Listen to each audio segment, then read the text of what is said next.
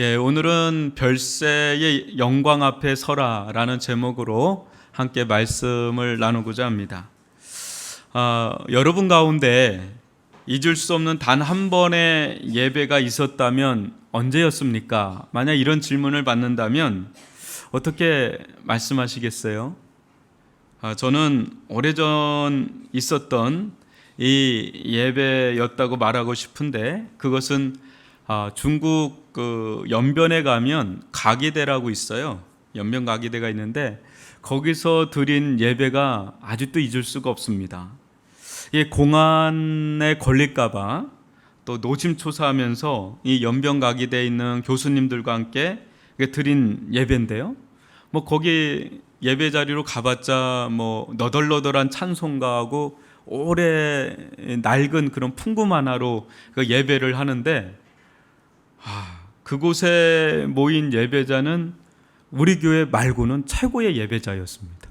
아주 그 세상에서 찾아볼 수 없는 예배자였는데, 그 겉모습은 교수세요. 그러나 그분들은 선교사로 오신 분들이세요.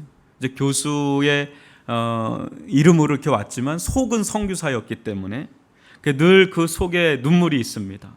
그래서 그런 분들과 함께 예배를 드리는데, 몰래 예배를 드리는데 간격 어린 그 찬송과 함께 그곳이 마치 성령으로 진동하는 듯한 그런 감동에 휩싸이는 경험을 했습니다. 지금은 설교자가 누구신지, 또 찬송가는 어디를 불렀는지, 또 말씀은 무슨 말씀을 전했는지 기억이 나지 않지만 그때 예배의 간격은 아직도 제 가슴에 생생합니다. 예배가 이럴 수가 있구나. 우리가 매주 예배를 드리지만 어느 때 예배는 잊을 수 없는 예배가 있거든요. 예배가 이렇게 또 될 수가 있구나. 화려하진 않습니다. 투박하게 이루 말할 수 없지만 정말 감동이 있는 그런 예배인데, 찬송가를 얼마나 불렀는지 모릅니다. 같은 찬송가를 계속해서 부르고, 또 대표 기도하는 분은 그 공안에 걸릴까 노심초사하면서 떨리는 목소리로 기도하는데 기도에 능력이 있어요. 그런 기도를 하고, 또 투박한 설교를 하는데 그 설교 속에 우리 각 심령에게 주시는 하나님의 말씀이 막 훑고 지나가는 듯한 그런 경험을 하면서 그 예배가 마치 성령에 감화 감동시키는 그 예배 자리가 되니까 가슴이 뜨거워지고, 그게 찬양이 되고, 그게 우리 또 사역의 현장으로 나아갈 수 있는 힘을 제공하고, 이런 예배를 드렸던 기억이 아직도 생생합니다. 이것이 제가 예배의 영광에 빠졌던 그런 경험 중에 하나입니다. 아마 여러분들도 특별하게 기억이 되는 그런 예배의 현장이 있었을 겁니다. 오늘 우리는 이와 비교할 수도 없는 또 다른 예배 현장을 보게 될 것인데, 훗날 이를 대대로 전해준, 이 예배 현장을 대대로 전해준 인물이 한 명이 나오는데, 바로 우리가 잘 알고 있는 베드로입니다. 그는 이 세상에 예전에 여러분 제가 모세에 대해서 한번 언급한 적이 있고, 또 욥에 대해서 언급한 적이 있는데, 그 모세와 욥과 비교할 수도 없는 그 예배의 현장을 보면서 그는 이 예배의 간격에 빠져서 이것을 우리들 가운데 전해주는데요. 오늘 한번 그 이야기를 함께 나눠보고자 합니다. 여러분 28절을 한번 보십시오. 이 말씀을 하신 후 8일쯤 되어 예수께서 베드로와 요한과 야고보를 데리고 기도하러 산에 올라가사, 여기서 산은 변화산입니다. 이 말씀을 하신 후에 이제 변화산으로 올라갑니다. 그러면 이 말씀이 굉장히 중요한 말씀을 던지고 변화산에 올라가서 뭔가 변화되는 일이 일어나는데, 그래 이 말씀이 뭔가, 그것은 그 앞장에 나와 있는데요. 누가복음 9장 22절로 27절인데 저와 여러분이 한 절씩 교독하겠습니다. 이르시되 인자가 많은 고난을 받고 장로들과 대제장들과 서기관들에게 버림받아 죽임을 당하고 제3일에 살아나야 하리라 하시고,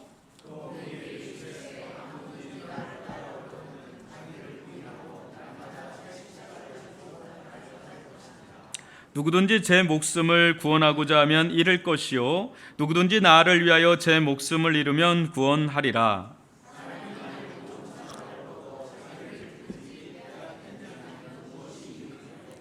누구든지 나와 내 말을 부끄러워하면 인자도 자기와 아버지와 거룩한 천사들의 영광으로 올 때에 그 사람을 부끄러워하리라.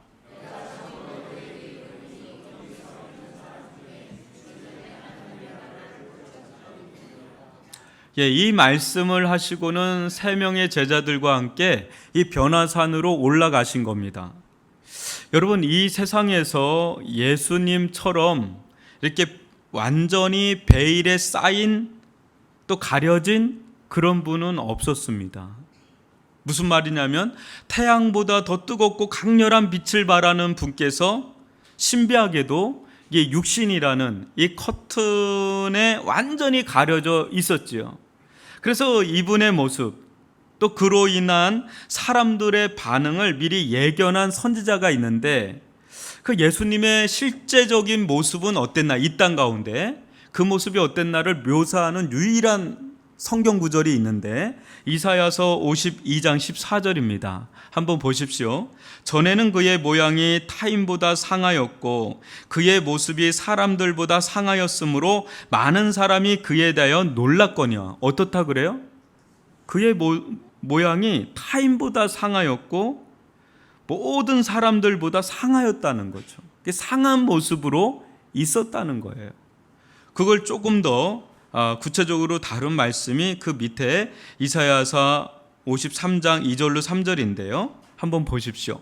그는 주 앞에서 자라나기를 연한 순 같고 마른 땅에서 나온 뿌리 같아서 고운 모양도 없고 풍채도 없은즉 우리가 보기에 흠모할 만한 아름다운 것이 없다. 이게 예수님의 진 모습이라는 거예요. 이 땅 가운데서 보여주는 예수님의 모습은 이렇게 화려하고 매력적인 모습이 아니라 흠모할 만한 것이 아무것도 없다는 거예요. 3절을 보니까 그는 멸시를 받아 사람들에게 버림받았으며 강고를 많이 겪었으며 질고를 아는 자라. 마치 사람들이 그에게서 얼굴을 가리는 것 같이 멸시를 당하였고 우리도 그를 기이 여기지 아니하였도다.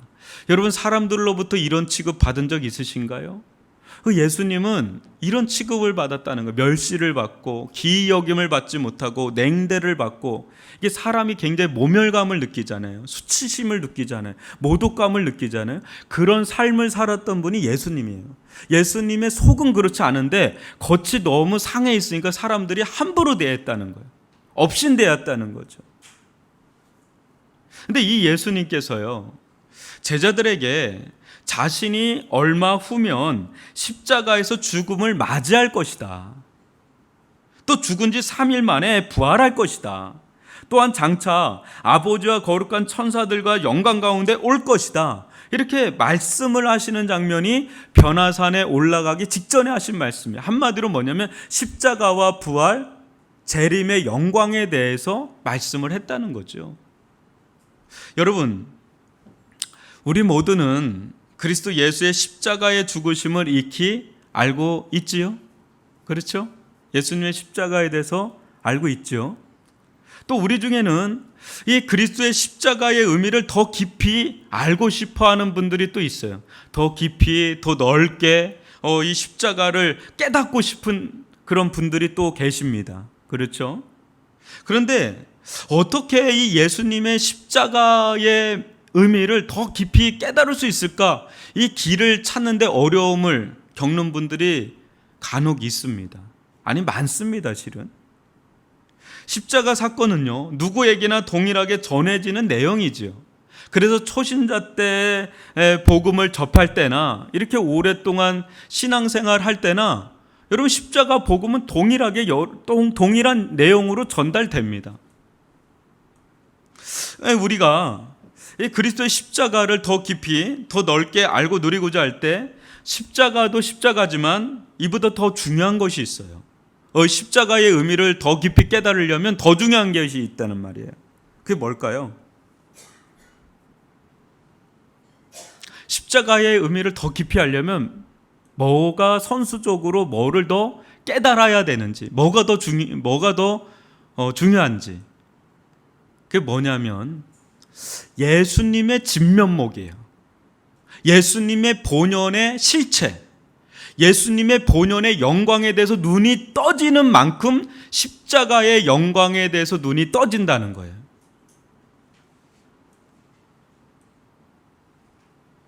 우리가 지금보다 예수님에 대해서 더 깊이 깨달으면 깨달을수록 예수님께서 십자가를 지신 의미가 더 깊이 있게 우리들 가운데 다가온다는 것이지요.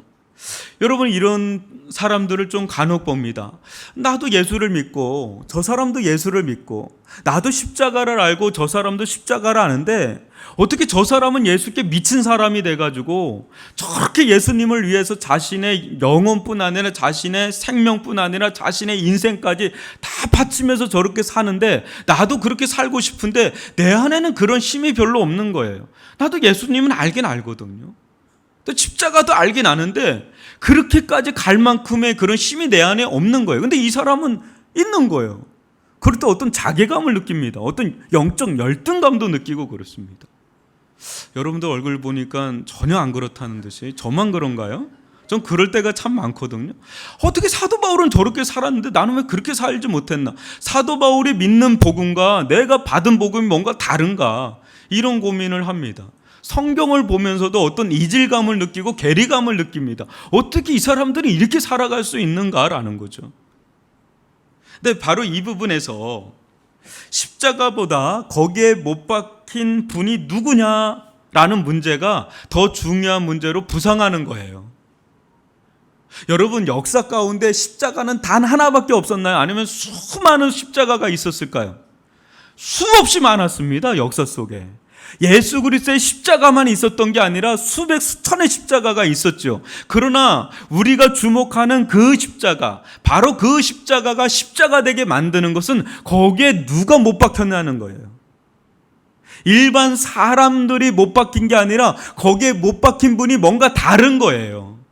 그러니까 다른 분이 거기에 못 박혔기 때문에 우리는 그 십자가를 주목하는 줄 믿습니다. 역사 가운데 오고 오는 역사 가운데 수많은 십자가가 아니라 유일한 그 하나의 십자가에 우리가 주목하는 이유는 거기에 누가 못 박혔느냐, 누가 못 박혀 죽었느냐, 그 문제라는 거죠.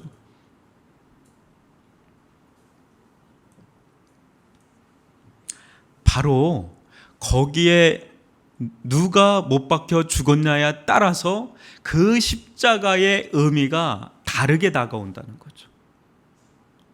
저주스러운 십자가가 아니라 구원의 십자가로 다가온 이유는 거기에 매달리신 분이 뭔가 다르다는 거죠. 사도 바울은 고린도 교회 성도들에게 전하는데요.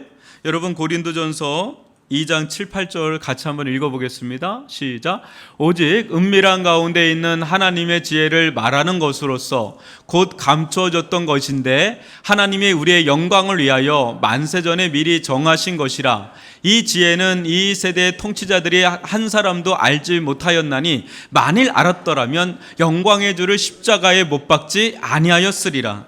지금 여러분, 예수 그리스도가 육신에 완전히 가려진 채 이 세상에 오셔서 우리가 볼 때 너무 상하고 흠모할 만한 것이 없고 기이 여기지 않았을지 몰라도 실상 사도 바울의 눈에는 예수님은 어떤 분이라는 거예요? 영광의 주라는 겁니다.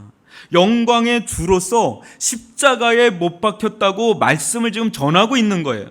만약에 예수 그리스도가 어떤 분인지 감히 알았더라면 감히 이 예수를, 이 영광의 주를 십자가에 못 박아 죽는데 내어주지 않았을 것이고, 심지어 못하죠. 그렇게 어떻게 영광의 주이신 그분을 십자가에 못 박아 죽일 수 있겠습니까? 몰라서 그렇게 했다는 거예요. 만약에 그분의 실체를 알았다면 감히 어떻게 십자가에 못 박아 죽일 수가 있겠습니까? 오늘 우리가 접하는 이 말씀 속에서요, 예수 그리스도는 이 세상에 사시면서 자신의 실체를 유일하게 드러내 보이셨어요. 그전에는 이렇게 가렸거든요. 그래서 볼품이 없었어요. 근데 예수님의 자신의 정체를 거의 완전하게 드러내는 장면이 공생의 기간 한 번 나오는데, 그게 변화산에서 변모되면서 예수님이 원래 이런 분이구나를 확연하게 보여주는 장면이 지금 오늘 우리가 보는 말씀인데요. 여러분, 28절로 29절 같이 한번 읽어볼까요? 시작. 이 말씀을 하신 후 8일쯤 되어 예수께서 베드로와 요한과 야고보를 데리고 기도하러 산에 올라가사 기도하실 때에 용모가 변화되고 그 옷이 휘어져 광채가 나더라. 이게 예수님의 원래 모습이세요. 근데 그거를 가렸다가 기도하실 때 용모가 어떻게 됐대요? 변화되고 그 옷이 휘어져서 광채가 나는 일이 일어나면서 그 주변에 있던 제자들이 그냥 엎드러져 버려요. 그 광채에 그냥 압도돼 가지고. 후에 이 광경을, 벅차오르는 광경 속에 베드로후서 1장 16절에서 다시 한번 감격에 차서 전하는데, 이걸 본 사람은 딱 세 사람밖에 없는데 그 중에 한 명의 증인이 이 베드로니까, 이 베드로가 뭐라고 했는지 한번 들어보십시오. 베드로후서 1장 16절인데, 우리 주 예수 그리스도의 능력과 강림하심을 너희에게 알게 한 것이 교묘히 만든 이야기를 따른 것이 아니요 우리는 그의 크신 위엄을 어떻게 했다고요? 친히 본 자라. 뭘 봤다고요? 그의 크신 위엄을 친히 봤다. 이 고백을 이제 하는 것을 보여줍니다.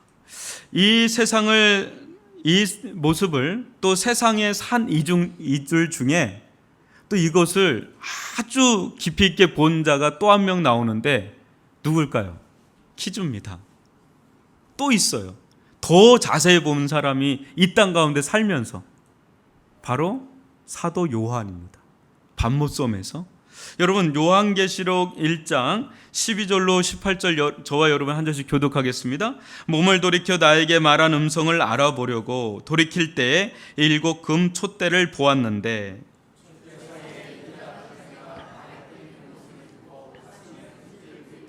그의 머리와 털의 희기가 흰 양털 같고 눈 같으며 그의 눈은 불꽃 같고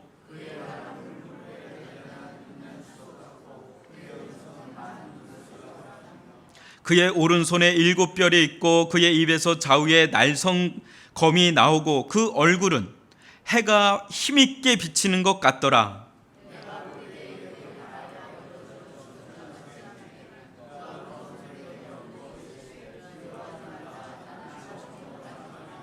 곧 살아있는 자라 내가 전에 죽었었노라. 볼지어다 이제 세세토록 살아있어 사망과 음부의 열쇠를 가졌노니. 아멘. 이것이 바로 영광의 주, 우리가 믿는 영광의 주 예수 그리스도의 원래 모습이라는 거죠. 이 모습을 하나하나 우리가 보면 그 앞에 이 예수를 본 자들은 다 죽은 자처럼 그냥 엎드러져 버리는, 그 영광을 감당을 못해서 그냥 엎드러져 버리는 그분이 바로 예수님이라는 거죠. 그런데 이 예수님께 지금 두 사람이 문 안차 방문하는데요, 한 사람은 모세고 또 한 사람은 엘리야예요. 예수님을 신방한 겁니다. 근데 이 두 사람과 예수님께서 나눈 대화가 있는데, 여러분, 영광 중에 모세와 엘리야가 예수님께 내려옵니다. 이 모습은요 장차 우리의 모습이기도 하거든요. 우리도 장차 모세와 엘리야처럼 영광 가운데 그렇게 변화될 사람들이거든요. 그런데 이 세 분이 이 천상의 대화를 나누는 거예요. 변화산에서 어떤 대화를 나눴는지 참 궁금하지 않습니까? 여러분, 굉장히 천상의 대화니까 너무 궁금하잖아요. 여기 안에 우리도 들어가서 좀 듣고 싶잖아요. 녹음도 하고 싶고, 과연 어떤 말을 했을까? 헬라어로 했을까? 히브리어로 했을까? 아니면 뭘로 했을까? 막 궁금할 겁니다. 근데 그 내용을 우리에게 전합니다. 무슨 얘기를 했는지. 이게 참 성경이 있다는 게 얼마나 고마운지 모르는데, 여러분 30절로 31절을 한번 보십시오. 문득 두 사람이 예수와 함께 말하니 이는 모세와 엘리야라. 영광 중에 나타나사 장차 예수께서 예루살렘에서 뭘 하실 것을 말한다 그래요? 별세하실 것을 말할세. 별세하실 것을 말할세. 별세가 뭡니까? 이것은 한자를 아는 분이 잘 알거든요. 별세. 세상을 작별하는, 이별하는, 고별하는 그것에 대해서 얘기하는 뭐예요? 결국은 어떻게 죽을지를 얘기하는 거죠. 세상을 하직하는, 이별하는, 작별하는 거는 그 어떻게 죽을지에 대해서 얘기하는 거예요. 근데 여러분, 이 장면이 뭔가 굉장히 언밸런스하지 않으세요? 지금 예수님은 이 땅 가운데 살면서 처음으로 자신의 원래 모습이 어떤 모습인지 처음으로 드러내 보인 장면이거든요. 가장 영광스러운 장면이에요. 가장 영광스러운 이 현장에서 뭔 얘기하고 있는 거예요? 당신 죽을 거야. 이 얘기하는 거예요. 그것도 어떻게 죽을지에 대해서 처참하게 죽을 거야. 십자가에서 아주 처절하게 죽을 거야. 그 얘기하려고 방문했으니까 이거는 뭔가 이게 매치가 안 되잖아요. 가장 영광스러울 때 자기가 죽는 걸 얘기한다는 거는 마치 사형수에게 그냥 만찬을 배설해 준 것과 다른 게 없어요. 그게 무슨 만찬이겠습니까? 죽는데. 참 이게 아이러니컬한 장면이 여기서 연출이 되는 거예요. 그런데 더 놀라운 것은요, 그 다음 장면인데요. 여러분 34절로 35절을 한번 읽어보죠. 시작. 이 말 할 즈음에 구름이 와서 그들을 덮는지라. 구름 속으로 들어갈 때 그들이 무서워하더니 구름 속에서 소리가 나서 이르되 이는 나의 아들 곧 택함을 받은 자니 너희는 그의 말을 들으라고. 뭐 병 주고 약 주는 것 같은 느낌이 있어요. 이제 죽음에 대해서 얘기해놓고 또 이게 구름이 여러분 어떤 의미가 있죠? 성경에서 구름은 하나님의 신현, 하나님의 임재의 상징이거든요. 이 별세, 이 죽음을 논하고 있는 그들을 다시 한번 뭘로 덮어요? 하나님의 영광으로 덮는 장면이 나옵니다. 이거는 마치 샌드위치 같아요. 처음에 영광스러운 변모를 했고요, 그죠? 변화가 됐잖아요. 영광스러운 모습으로 변화됐고, 그 다음에 별세, 죽음에 대해서 논했고, 그 다음에 뭘로 또 덮어요? 하나님의 영광으로 덮어요. 이게 샌드위치처럼 돼 있는데 그 중심에 뭐가 놓여 있어요? 별세가 있는 거, 별세. 어떻게 죽어야 될지에 대한 게 이게 놓여 있는 겁니다. 이것이 우리에게 주는 메시지가 뭔가라는 거죠. 과연 이것이 제자들에게 주는 메시지가 뭐고 오늘날 우리에게 주는 메시지가 뭔가. 여러분도 아시다시피 이 모세와 엘리야는 어떤 자들입니까? 모세는 율법의 대표자고 엘리야는 선지자의 대표자입니다.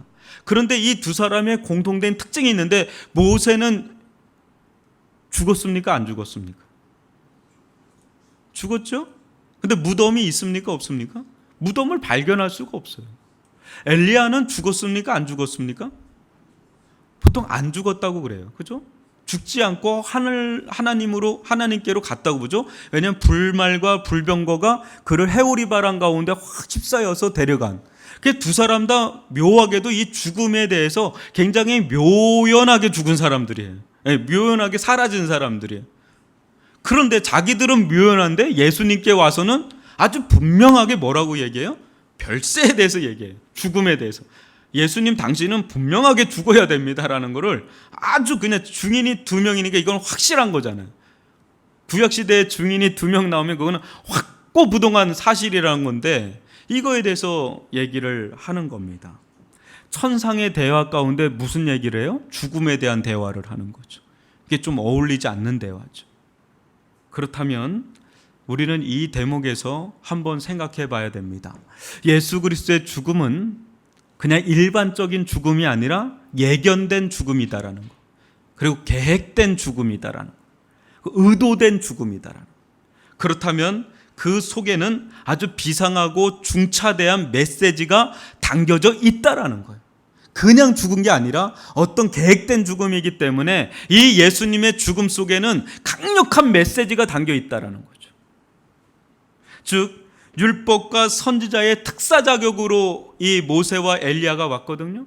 그러면 보낸 자들은 누굽니까? 보낸 자는 하나님 아버지와 천군 천사와 수많은 거룩한 성도들은 지금 이 장면, 예수님이 변화산에서 변모되고 모세와 엘리야를 대표로 해서 논의하고 있는 이 대화를 아주 주목해서 보고 있는 그런 장면입니다.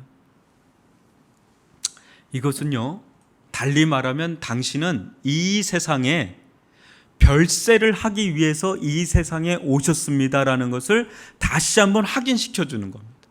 한마디로 당신은 죽기 위해 이 세상에 오셨습니다. 이 얘기. 어떤 죽음을 위해서 이 세상에 오셨는지를 얘기해 주고 있는 거예요. 여러분, 이 죽음의 의미가 무엇일까요? 예수님의 죽음의 의미가 무엇일까요? 어떻게 이 죽음과 영광이 조화를 이룰 수 있는가? 여러분 참 신비하지 않습니까? 어떻게 영광스러운 예수님이 죽음을 맞이한다. 이게 참 매치가 안 되는데, 이 영광과 죽음은 매치가 안 되는데 이것이 어떻게 예수 안에서 공존하고 있는가? 이것을 오늘 우리가 좀 살펴봐야 되는데요. 여러분, 구약의 제사의 현장을 한번 상상해 보세요. 어땠을 것 같습니까? 구약의 제사의 현장. 이 예루살렘 성전에 전국에서 사람들이 몰려와서 뭘 갖고 와요? 올 때? 소, 양, 염소 막 이런 것들을 다 갖고 와서 뭐 합니까? 그 성전 앞에서 다 각을 뜹니다. 옛날 시골에서 여러분 돼지 잡아 봤습니까? 전 여러 번 봤는데, 소 잡는 거 봤습니까? 막 엄청납니다. 그거 하면 동네가 막 그냥 다 떠나갈 것 같아요. 그 돼지 한 마리, 소 한 마리 잡아도 동네가 들썩거리는데, 이건 수백, 수천 마리를 막 잡는데 어떨 것 같으세요? 그 성전의 현장이. 우리가 그 현장으로 들어가면요, 비비린내가 진동하고, 그거는 예사고요. 그 동물의 그 울음소리, 죽을 때 나오는 그 울음소리, 신음소리, 막 그걸로 그냥 진동을 하는 거야. 하늘이 진동하는 그런 자리가 이 제사의 현장의 자리라는 거죠. 거기서 뭘 봤을까요? 뭘 느낄까요? 그 자리에 있는 그 수많은 뭇백성들이. 내가 죽어야 돼. 내가 저 소처럼, 내가 저 염소처럼, 내가 저 양처럼 내가 죽어야 되는데, 내 죄가 그렇게 심각한지 거기서 느끼는 거예요. 더 시각적으로, 청각적으로. 우리는 그냥 내 죄가 크지 이 정도인데, 진짜 나를 위해서 대신 동물이라도 죽잖아요. 그러면 이게 내가 되게 심각한 죄를 범했구나, 이 내 죄에 대한 실체에 대해서 눈이 떠지는 거예요. 그런 시각적인 자료로 이게 있는 거죠. 그런데 그런 가운데 하나님의 저도 타협점이 없잖아요. 하나님의 가공할 만한 심판과 공의가 그 염소에게, 그 양에게, 그 소에게 막 임하는데, 그걸 보면서 막 두려워 떨면서 회개가 터지고, 아울러서 거기서 감사가 터지는 거예요. 나에게 임해야 될 하나님의 진노와 심판이 그 동물에게 들어가는 걸 보면서 감사가 되고, 그게 찬송이 되고, 거기서 예배의 자리로 나아가는 겁니다. 경배의 자리로 나아가는 겁니다. 하나님의 영광의 임재 아래 나아가는 겁니다. 그럴 때 이 지성소에 하나님의 임재가 들어오면서, 그 지성소에서 이스라엘 백성과 만나주시고 그곳에서 말씀을 하시는 자리가 예배의 자리고 제사의 자리 아닙니까? 그게 구약의 제사의 현장입니다.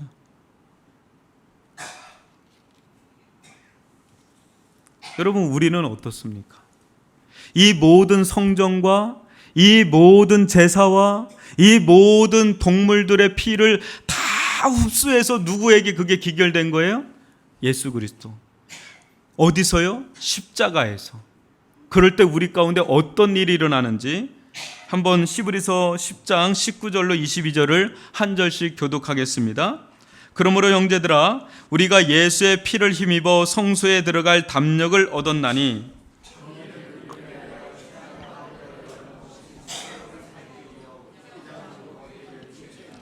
또 하나님의 집 다스리는 큰 제사장이 계심에 우리가 마음의 뿌림을 받아 악한 양심으로부터 물은 물로 씻음을 받았으니 참 마음과 온전한 믿음으로 하나님께 나아가자. 뭐라고 그럽니까?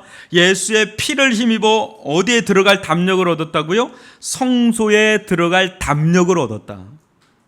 그 길은 우리를 위하여 휘장 가운데로 열어놓으신 새로운 살 길이요, 휘장은 곧 그의 육체니라. 예수의 육체가 찢어지면서 우리들 가운데 참 성소가 되는 하늘 장막이 열리면서 우리는 하나님께 담대히 나아갈 길이 열리게 됐다라는 겁니다. 다시 한번 묻고 싶습니다. 우리가 이렇게 예배 드릴 수 있는 것은 누구로 인한 것입니까? 예수 그리스도. 우리의 이 예배의 현장에 흐르고 있는, 이 밑바닥에 흐르고 있는 피는 누구의 피입니까? 누구의 피를 들여밟고 우리가 이렇게 예배의 자리에 서 있는 것입니까? 자신의 몸과 살을 다 찢겨서 흘려내신 그 예수 그리스도. 근데 그분은 누구십니까? 그분은 흠모할 만한 것이 없고 상하고 상한 그런 분이기 이전에 어떤 분이십니까? 영광의 하나님이시라는 거죠. 영광의 주라는 것이죠. 그분께서 자신의 물과 피를 다 쏟으시면서 이 예배 밑바닥에 깔고 있는 것이죠. 그 예배의 밑바닥에 깔려 있는 그 피를 들여밟고 우리는 살아계신 감히 얼굴도 찾아볼 수 없는 그 거룩하신 하나님을 담대하게 찾아뵐 수 있는 길이 그 길을 열게 하신 분이 누구라는 말입니까? 예수 그리스도이신 줄 믿습니다. 우리는 예수 그리스도의 피를 힘입어서 하나님을 경배하게 됐고 예배하게 되었고 하나님을 아련하게 되고 하나님을 대면하게 된 줄 믿습니다. 그 하나님은 우리의 아버지가 되셔서 우리를 지켜주시고 우리를 이끌어내시고 장차 하나님의 나라로 우리를 이끌어 두시는 살아계신 하나님이신 줄 믿습니다. 이 모든 것 속에 우리의 이 예배의 현장 속에 예수의 절규가 있고 예수의 피가 있고 예수의 떨어져 나간 살처럼들이 있다라는 것을 우리가 안다면 이 자리가 어떤 자리인지 한번 생각해 보십시오. 그렇게 가볍게 만홀히 경홀히 우습게 여길 자리가 아니다라는 것을 우리는 알아야 합니다. 두렵고 떨리는 자리라는 거죠. 여러분 디모데전서 1장 17절 한번 읽어보겠습니다. 영원하신 왕 곧 썩지 아니하고 보이지 아니하고 홀로 하나이신 하나님께 존귀와 영광이 영원 무궁하도록 있을지어다. 아멘. 디모데전서 6장 16절도요. 오직 그에게만 죽지 아니함이 있고 가까이 가지 못할 빛에 거하시고 어떤 사람도 보지 못하였고 또 볼 수 없는 이시니 그에게 존귀와 영원한 영광을 돌릴지어다. 아멘. 감히 이 하나님이 우리를 찾아오 주시고 우리를 같은 자리에서 대면해 주신다는 것, 상대해 주신다는 것, 그거 하나만으로도 우리는 감개무량해서 견딜 수가 없어야 되는 거죠. 일반 사람도 우리를 상대해 주지 않는 사람들이 많은데 감히 그런 사람들과 비교할 수 없는, 감히 찾아볼 수도 없는 그분이 나를 상대해 주고 나를 찾아와 주시고 나를 위로해 주시고 나를 심지어 자신의 목숨을 내어주기까지 나를 사랑하시고 살려주신 그 하나님은 과연 어떤 하나님입니까? 우리는 이 하나님을 지금 대면하고 있는 자리에 서 있는 것입니다. 이 하나님을 마음 다해 높이고 마음 다해 찬양하고 마음 다해 영광 돌리기에 합당하신 분이 아니십니까? 우린 그런 믿음으로 나아가는 저와 여러분이 될 수 있기를 주님의 이름으로 축원합니다. 다시 한번 이 예배의 현장은 어떤 자리입니까? 이 예배의 현장은 동물의 소리가 아니라 예수의 십자가상의 절규가 오면서 우리의 죄가 처리되는 자리입니다. 우리의 그 어떻게 할 수 없는 어두움으로 가득 차여 있는 우리의 그 연약함과 우리의 허물과 우리의 죄가 처리되는 자리가 이 예배의 자리인 줄 믿습니다. 십자가에서 우리의 모든 죄를 처리해 주시고자 십자가에 올라가셨고 또 이 십자가에서 우리의 모든 죄가 처리될 때 하나님은 십자가 가운데서 우리들 가운데 영광의 왕으로 행차하시는 자리가 또 어디입니까? 십자가의 자리인 줄 믿습니다. 그래서 십자가는요 가장 치욕스러운 자리면서 가장 영광스러운 자리가 되는 것입니다. 그래서 이 십자가에 달리신 예수님을 만난 자들은 그 십자가의 영광 앞에 엎드려져서 그 앞에 자신의 모든 전 생애를 내어 바치는, 예수님은 나의 구주요 왕이라고 고백하는 자리가 다 어디에서 이루어집니까? 십자가에 달리신 예수 그리스도 그분을 만날 때 그 자리에서 자신의 영혼의 모든 죄를 다 회개하고 예수를 자신의 구주로 받아들이고 왕으로 받아들이고 내 인생을 주님께 내어 바칩니다. 아니 내 생명까지 주님께 내어 바칩니다 하면서 사랑의 구주 앞에 자신의 무릎을 꿇고 예수를 주요 그리스도로 받아들이는 자리가 십자가 앞이 아니겠습니까? 지금 교회에서 예배를 드리는 우리는 그 십자가 앞에 서서 예배를 오늘 드리는 겁니다. 이 예배의 자리는 죄를 처리하는 자리인가 동시에 그 십자가상에서 보여주신 놀라운 말로 할 수 없는 하나님의 영광을 찬양하며 찬미하며 경배하며 나아가는 그런 복된 생명의 자리인 줄 믿습니다. 이 자리로 나아갈 때 여러분, 우리는 어떤 신발을 신고 나아갑니까? 제가 모세에 대해서 얘기를 했을 때 모세를 보고 하나님은 뭐라 그러죠? 이 땅은 거룩한 땅이니 내 발에서 신을 벗으라. 너의 거짓된 전 존재를 벗어버리고 거룩한 땅에 서라 그럽니다. 여러분, 우리가 이 예배의 자리로 온다 그럴 때 모세가 선 곳보다 더 영광스러운 자리가 이 교회 예배당에서 주어지는데, 이 예배당에 올 때 여러분은 어떤 신발을 신고 나왔습니까? 벗고 나왔습니까? 아니면 신고 나왔습니까? 신었다면 어떤 신발을 신고 나왔습니까?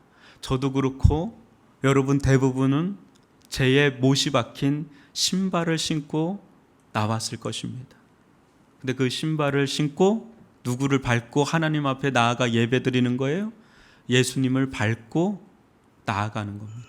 우리가 한 발자국 한 발자국을 뛸 때마다 우리의 죄의 몫은 예수님의 몸에 박히고 그러면 그럴수록 그분 안에서 흘러나오는 그 피, 그 사죄하는 피, 그 용서하는 피를 힘입어서 우리는 살아계신 하나님의 존전 앞으로 나아가게 되는 것이죠. 그래서 우리가 굳이 하나님 앞에 나아간다면, 우리가 할 수 있는 것이라면 거짓된 신발을 벗어버리고 제약된 신발을 벗어버리고 주님 앞에 나아갈 수 있기를 바랍니다. 그것이 별세적 예배입니다. 별세적 예배가 뭐라고요? 별세가 뭐라고요? 세상과 작별하는 겁니다. 우리는 매주 주일날만 되면 이렇게 예배 자리로 나옵니다. 근데 이 예배 자리로 나오는데 여러분들, 세상과 작별을 고하는 예배의 자리가 아니라 세상과 더 짝을 이루고자 하는 예배의 자리가 된다면 이 자리는 너무나 치욕스러운 모욕적인 자리가 되죠. 이 자리는요, 우리의 거짓된 자아를 내려놓는 자리예요. 세상을 그토록 사랑했던 그 애정을 내려놓는 자리예요. 우리가 한마디로 우리가 죽는 자리라는 거예요. 십자가에서 예수만 죽는 게 아니라 이 예배의 자리에서 우리도 죽는 자리라는 거죠. 우리가 죽으면 죽을수록 예수와 함께 십자가에 못 박혀 우리의 거짓된 자아가 죽으면 죽을수록 어떤 일이 일어난다고요? 하나님의 영광이 밀려 들어오는 거죠. 별세의 자리에 하나님의 영광의 구름이 둘러싸인 것처럼 우리의 예배 현장에도 하나님의 영광이 압도되는 일들이 일어나게 되는 줄 믿습니다. 오늘날 이 조국교회 가운데 이 예배가 핏핏해지고 빈핍해지고 결핍이 일어나는 그런 일들은 뭔가요? 오늘날 많은 그리스도인들이 예배는 드리지만 그 영혼의 생기를 잃어버린 채 아주 그 영혼의 핍핍한 결핍된 그런 신앙생활을 하는 이유가 뭘까요? 예배 가운데 하나님의 영광의 부재를 경험하기 때문에 그래요. 그러나 이 하나님의 영광의 부재를 경험하는 이유는 뭘까요? 내 속의 자아가 팔팔 살아서 하나님은 이런 나를 도와주셔야만 되는 하나님이야. 나를 위로해 주시는 하나님이야 돼. 내 마음을 치료해 주셔야 하는 하나님이야 돼. 하나님은 나의 성공을 도와주셔야만 하는 하나님이야 돼. 하나님은 나의 심령을 눈치를 봐주셔야 하는 하나님이야 돼. 그런 마음으로 온다면, 또 오늘 예배가 좀 괜찮았네, 구경꾼 같은 이 예배를 판단하는 자로 서 있다면 그 사람은 별세적 예배하고는 거리가 먼 세속적 예배를 드리고 있는 자라는 거죠. 세상과 짝을 이루고 있는 예배라는 거죠. 여러분, 사도 바울은 어떤 예배자로서의 모습을 띠고 살았는지 빌립보서 1장 20절로 23절을 저와 여러분이 한 절씩 읽어보겠습니다. 나의 간절한 기대와 소망을 따라 아무 일에든지 부끄러워하지 아니하고 지금도 전과 같이 온전히 담대어 살든지 죽든지 내 몸에서 그리스도가 존귀하게 되게 하려 하나니,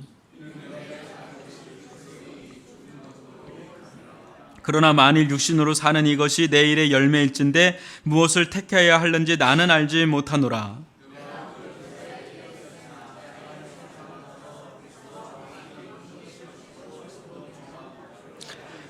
이 땅 가운데 사도 바울이 가장 원한 건 뭡니까? 차라리 세상을 떠나서 차라리 이 순간에도 세상을 떠나서 그리스도와 함께 있는 것이 훨씬 좋은 일인데, 내가 너희들과 함께 있는 것이 너희들에게 유익이 되기 때문에 그것 때문에 사는 것이지, 나는 지금으로도 세상을 떠나서 그리스도와 함께 있고 싶다.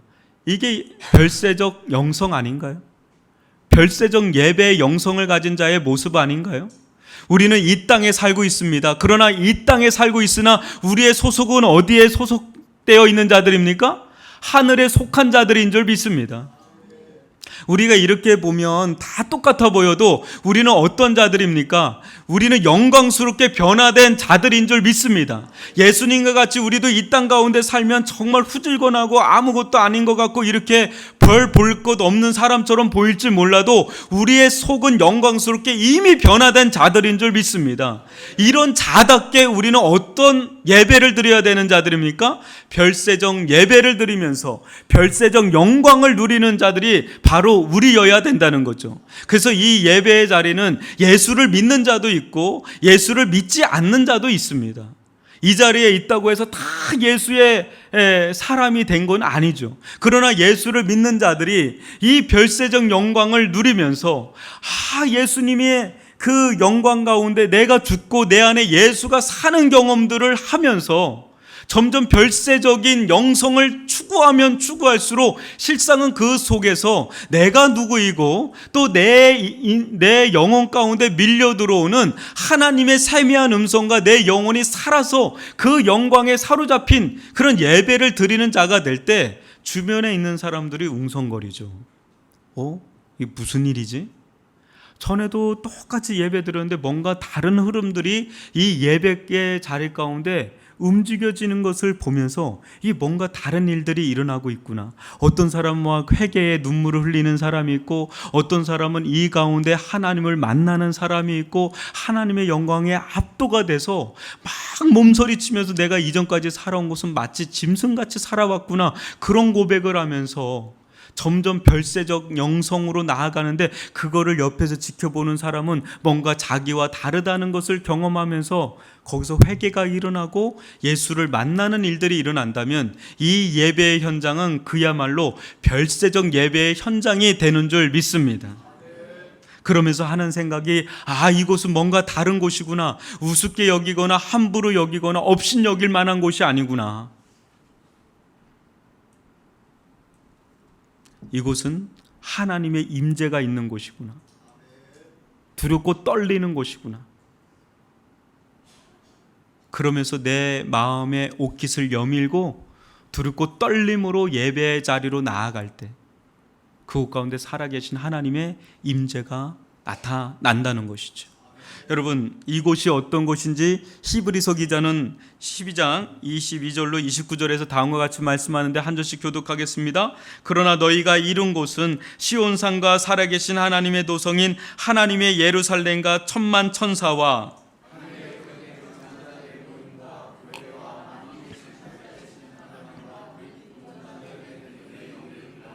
새 언약의 중보자이신 예수와 및 아벨의 피보다 더 나은 것을 말하는 뿌린 피니라.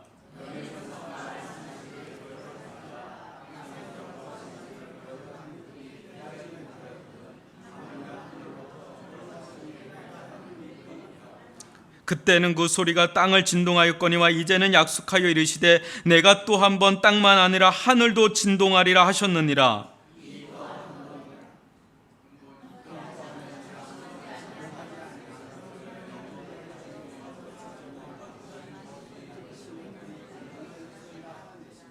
그러므로 우리가 흔들리지 않는 나라를 받았은즉 은혜를 받자. 이로 말미암아 경건함과 두려움으로 하나님을 기쁘시게 섬길지니. 그렇습니다. 우리가 서 있는 이 자리는 천만 천사와 하나님과 모든 뭇성도들과 또 예수의 피와 이 모든 언약의 말씀들과 약속들과 능력과 그 모든 것들이 다 웅축돼서 지켜보고 있는 이런 위엄에 찬 영광스러운 자리가 바로 신약의 교회에서 드려지는 예배의 자리인 줄 믿습니다.